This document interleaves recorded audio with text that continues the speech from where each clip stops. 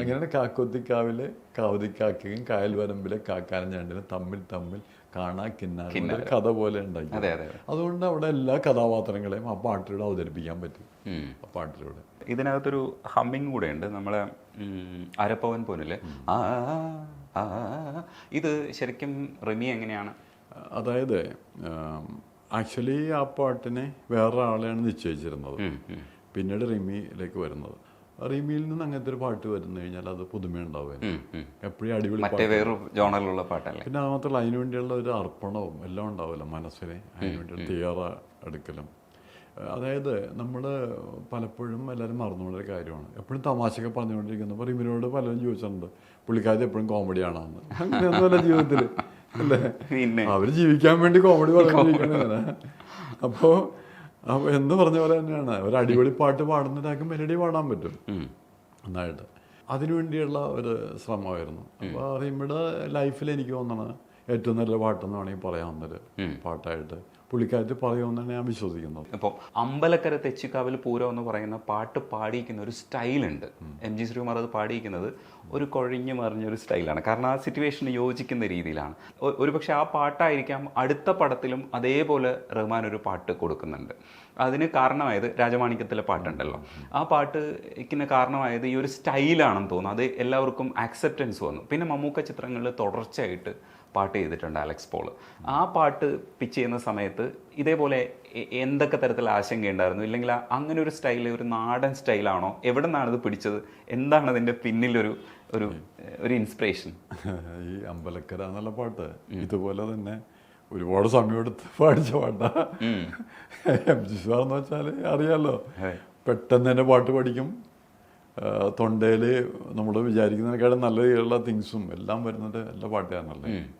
അപ്പോൾ എം.ജി. ശ്രീകുമാർ വരുന്നു, ഞാൻ ഉദ്ദേശിക്കുന്ന ഇതിലേക്ക് അങ്ങോട്ട് വരുന്നില്ല എന്ന് എനിക്ക് തോന്നുന്നു.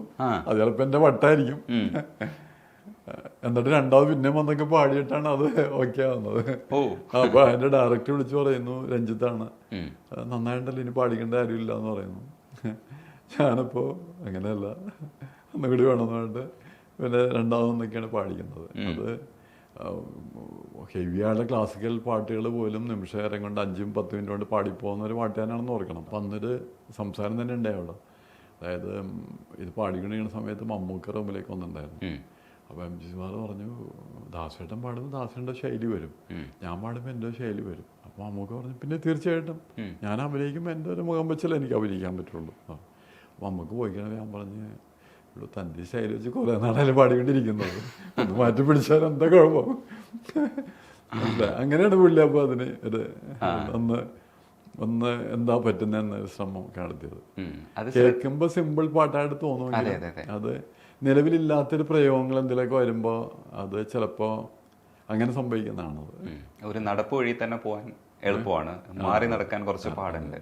പാടിൻ്റെ ഒന്നുമല്ല, അതെന്തോ ചിലപ്പോൾ ഒരു പക്ഷേ ആ സമയത്ത് എം.ജി. ശ്രീകുമാറിനെ ഞാൻ ചെയ്തേക്കണ ഭംഗിയില്ലെന്നൊക്കെ തോന്നിയിട്ടുണ്ടാകും ചിലപ്പോൾ. മേ ബി മനുഷ്യരല്ലേ, തോന്നാമല്ലോ. അപ്പം ഞാൻ നിങ്ങളെ കൊണ്ട് ഒരുപാട് സിനിമയിൽ അഭിനയിക്കാൻ വേണ്ടി വിളിക്കുന്നു, ഞാൻ ഡയറക്റ്റ് ചെയ്യുന്നു, നിങ്ങൾ സാധനം ചെയ്യാൻ പറയുന്നു, നിങ്ങൾക്ക് തോന്നണേ ഞാൻ ഇങ്ങനെയല്ല ചെയ്യേണ്ടത്, വേറെയിലാണെന്ന് നിങ്ങളുടെ മനസ്സിൽ ചിന്ത വരാമല്ലോ, അതുപോലെ തോന്നിയിട്ടുണ്ടായിരിക്കാം. ഫൈനലി ഒരു രക്ഷയില്ലാന്ന് മനസ്സിലായി. അല്ലെങ്കിൽ അവസാനം ഞാൻ പറഞ്ഞ പോലെ തന്നെ പുള്ളിക്കാരൻ പാടേണ്ടി വന്ന്. അതാണ് കാര്യം. അതൊരു എന്താ വെച്ചാൽ ചിലപ്പോൾ ഒരു വൾഗറായിട്ട് പുള്ളിക്ക് തോന്നിയിട്ടുണ്ടാവും. പൂരം നിങ്ങൾ പറഞ്ഞ ഒരു ബോറായിട്ട് പുള്ളിക്ക് തോന്നിയിട്ടുണ്ടാവും. പക്ഷെ എനിക്കറിയാം ആ സിറ്റുവേഷൻ അതാ വേണ്ടത്, അതാണ്. പക്ഷെ ഒരുപാട് പാട്ടുകൾ എം.ജി. ശ്രീകുമാർ അങ്ങനത്തെ പാടിയിട്ടുണ്ട്. അങ്ങനത്തെ സ്റ്റൈൽ വരുത്തുന്ന പാട്ടുകൾ ലാലേട്ടന് വേണ്ടിയിട്ടൊക്കെ അങ്ങനെയൊക്കെ വഴക്കമുള്ള ഒരു ഉണ്ട്. അതുകൊണ്ടാണല്ലോ എം.ജി. ശ്രീകുമാറിനെ വിളിച്ചത്. അപ്പൊ അതിൽ നിന്നും ഒന്ന് മാറിയിരിക്കുന്നതാണ്. അത് എം.ജി. ശ്രീകുമാറിന് അറിയാൻ പറ്റുള്ളൂ എന്താണെന്നുള്ളത്. ചിലപ്പോൾ എന്തെങ്കിലുമൊക്കെ പുള്ളി പറയുമായിരിക്കാം അന്ന് സംഭവിച്ചെന്താണെന്നുള്ളത്. പുള്ളിക്ക് അത് 5 മിനിറ്റ് കൊണ്ട് പാടാവുന്ന കാര്യമാണ്. പക്ഷെ ആ സമയത്ത് ടൈം എടുത്തു. പിന്നീട് പോയിട്ട് പിന്നെ രണ്ടാമത് വന്ന് പാടി. ഏതായാലും പാട്ട് സൂപ്പർ ഹിറ്റായി കഴിഞ്ഞപ്പോൾ. ഇത് ഹിറ്റായതുകൊണ്ടാണോ മറ്റേ പാണ്ടിമേളം ഉണ്ടാവാൻ കാരണം? ഓർമ്മയുണ്ടോ അന്നത്തെ സമയത്ത് തുടർച്ചയായിട്ട് വന്നിട്ടുള്ള സിനിമകളാണ്? എനിക്ക് ഇതുവരെയായിട്ട് ഒരു പടത്തിലും ഈ രണ്ടാമത്തെ ഒരു ട്യൂൺ എന്നുള്ള സംഭവം എനിക്ക് ചെയ്യാൻ പറ്റിയിട്ടില്ല. ഇവർ വന്നിട്ടൊരു സിറ്റുവേഷൻ പറയുന്നു, ട്യൂൺ വരും, അത് മിക്കവാറും തന്നെ അപ്പം തന്നെ വരാറുണ്ട്, സമയം എടുക്കാറില്ല. ഞാൻ പിന്നെ എൻ്റെ റെക്കോർഡ് പ്ലേയിൽ മൂളിയിടും, ആരും കേൾക്കാതെ. പിന്നീട് അന്ന് കേട്ട് നോക്കിയിട്ട് അതിനെ കറക്ഷനൊക്കെ വെച്ചിട്ട് കേൾപ്പിക്കുമ്പോൾ അവർ ഓക്കെ എന്ന് പറയാറുണ്ട്. അപ്പോൾ അതുപോലെ തന്നെ ഉണ്ടായിട്ടുള്ളതാണ് അമ്പലക്കരയാണെങ്കിലും മറ്റേത്. അമ്പലക്കരയ്ക്ക് ചെറിയ വ്യത്യാസമുണ്ട്. അമ്പലക്കരയിൽ രണ്ടാമത്തെ സിനിമയാണ് എനിക്ക് ബ്ലാക്ക്. അപ്പോൾ ഈ ചതിക്കാത്തൊന്നും എല്ലാ പാട്ടും ഇറ്റായിക്കപ്പോൾ ഞാൻ വിചാരിച്ചു എൻ്റെ പുറകിൽ ആൾക്കാർ കൂടുമെന്ന് കരുതി. ഒരുപാട് പേര് വരും. ഒരാളും വന്നില്ല.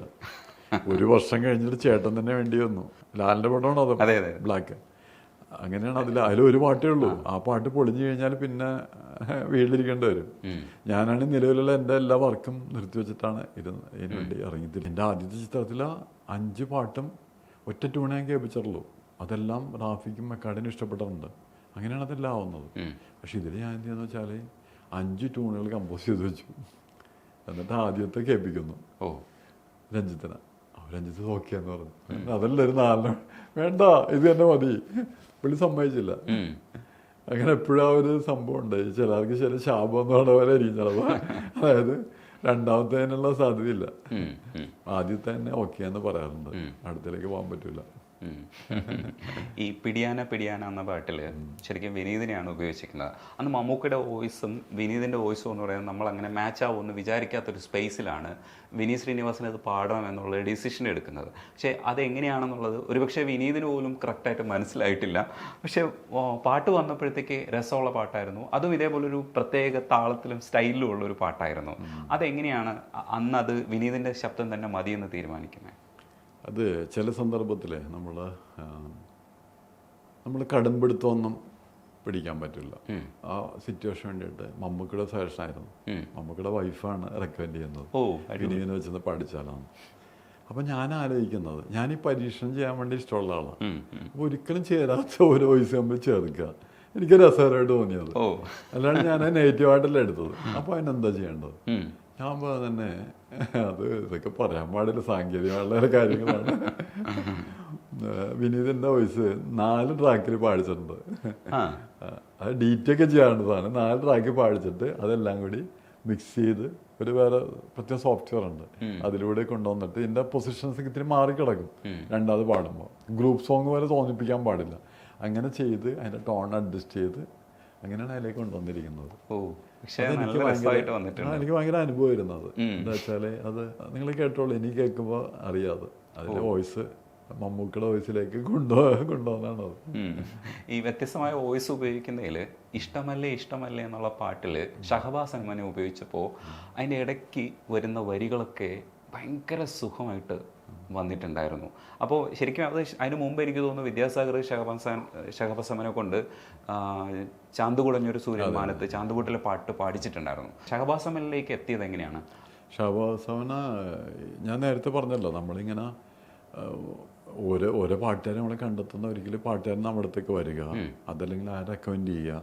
ചിലപ്പോൾ കൂട്ടുകാരായിരിക്കും. ഞാനൊരു പാട്ടുകാരനെ കണ്ട് ഇങ്ങനെ കണ്ട വരാൻ പറഞ്ഞു. ഞാൻ ആരെയും ഇതുവരെയായിട്ടും പിന്നത്തേക്ക് വെക്കാറില്ല.